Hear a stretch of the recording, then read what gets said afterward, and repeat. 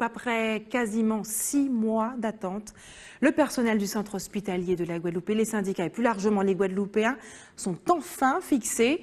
Il n'y aura pas de délocalisation totale du CHU, mais bien une délocalisation partielle, la solution la moins coûteuse pour l'État. Comment va-t-elle se mettre en place? Je vous propose d'écouter les précisions de la directrice de l'Agence régionale de santé, Valérie Denux, qui tenait en fin de journée une conférence de presse pour l'annoncer.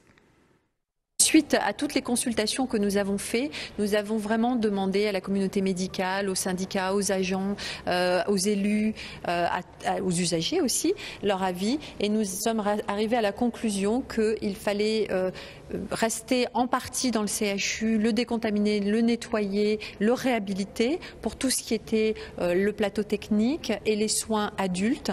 En revanche, nous sommes arrivés aussi à la conclusion qu'il fallait permettre, au-delà de la crise, au pôle parents-enfants de se constituer dans des conditions vraiment modernes et en allant vers l'avenir. Et donc nous avons décidé de constituer ce pôle parents-enfants sur Palais Royal, mais il y aura une petite phase de transition sur la polyclinique parce qu'il faut le temps de construire les modulaires nécessaires. Nous avons un calendrier très précis. En pratique, nous souhaitons nettoyer, décontaminer très activement la zone technique de façon à pouvoir réintégrer les blocs opératoires et les urgences d'ici 6 mois maximum.